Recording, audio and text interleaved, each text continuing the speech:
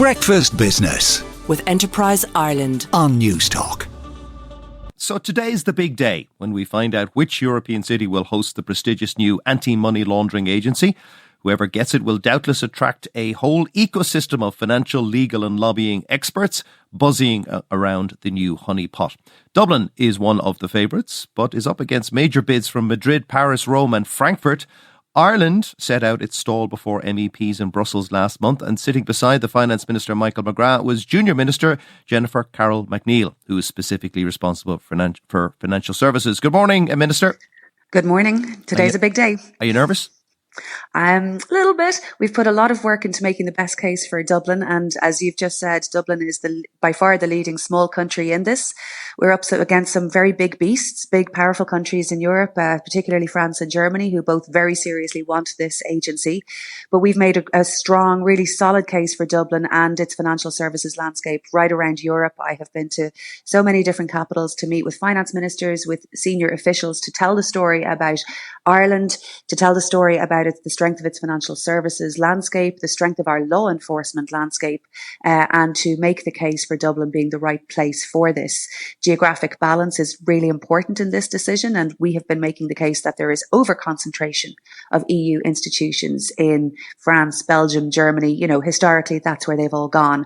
And we think for the future of Europe, it's much more important that you have regulatory agencies distributed right across Europe, particularly in really credible places like Dublin for financial services. And does that mean that you think you might get support from the smaller member states, whether that's the Baltics or the Central European countries? We have certainly made that case, and we have gotten really positive feedback from, there are two Baltic countries going for it as well, but really, really strong support right around the different European capitals on that basis, particularly in Eastern Europe, particularly in countries that reflect our own profile, smaller countries that would like to see a better distribution of agencies. But it's not any old accident, it's not any old agency that we are going for. It's one where we have total credibility in being able to manage this really effectively. Our Criminal Assets Bureau is, the model that other European countries, ironically, that Germany and other countries are trying to copy. We have had it for 30 years.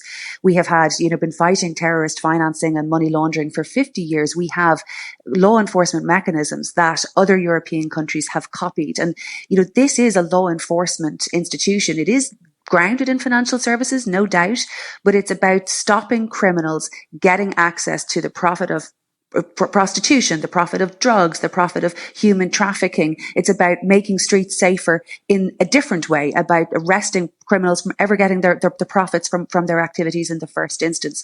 So we've always seen it as a really, really important social justice project, and we've made that case very strongly. And Ireland's legal system actually has been one where we've had a lot of success collaboratively with other jurisdictions in being able to fight a lot of some of the worst crime. Now, if MEPs and the council who will decide this are looking for a model student when it comes to money laundering and the countering of it, Ireland may struggle. The Financial Action Task Force says that as of 2022, Ireland was compliant in 17 of the 40 recommendations and only partially compliant on 6 of the 40 recommendations. We've still a fair bit to go. Well, but if you look at that comparatively in all of the other countries, it's all sort of very similar. And FATF, was engaged with us in making sure everything was up to date and walked away, stepped away when it realized, yes, everything was absolutely fine and in train.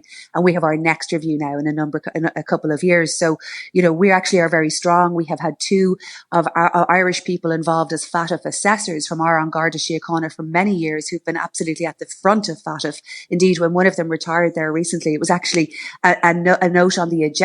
She had made such a huge contribution to FATF, and indeed, so have the others.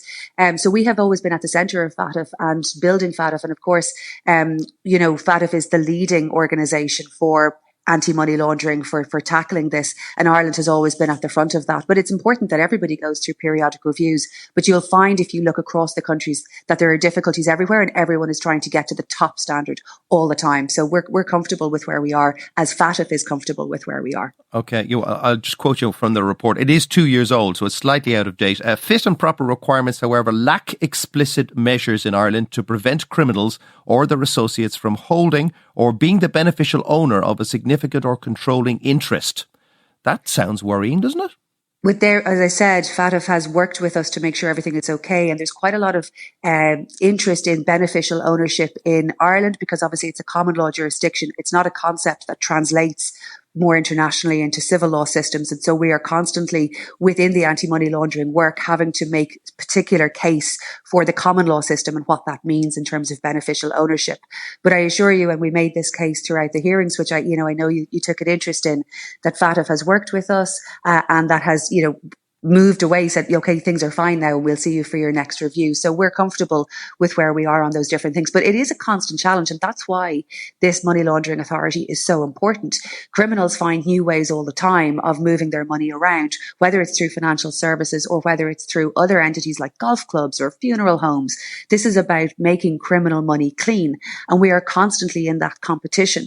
We have a very strong financial intelligence unit in An Garda Síochána, where, it is one of the leaders around Europe in terms of cooperation, in terms of results. Like we had 70,000 intelligence reports that we were able to process and analyze and make 17,000 intelligence reports to other European countries just last year, coming from fintechs alone. So because of the concentration of fintechs and financial services in Ireland, we work especially hard at this, and we have very, very good Garda Síochána who are collaborating in the financial intelligence unit right across Europe. So we are quite strong. Finally, will we get it? Oh God, I hope so. It certainly won't be for the lack of trying. It certainly won't be for the lack of making the strong case. It certainly won't be for the lack of putting in the effort and the air miles to go and talk to people directly, to pay the respect and the courtesy to them, to turn up. I have been everywhere from Helsinki to Bucharest, right down in the Black Sea, to try to make the case. And in many cases, we have been the only country to turn up to small country. In many cases, we're the first country to turn up to talk to and pay respect to the MEPs. Right. We have made the case as strongly as we can. And you know what? I really hope that we do get it. We're up against some very, very big beasts. But I've always known that. And I've always known that even if we don't, this was a great opportunity. This is a great opportunity to tell the best story about Ireland, a small open economy at the edge of Europe, and about how strong and capable we are in so many different things. All right. Well, we will know. We'll certainly know by, I think it's 5 p.m. or maybe 6 p.m. I'm not sure whether it's Brussels time or Irish time today. So fingers crossed. That's Jennifer Carroll McNeill, Minister of State at the Department of Finance.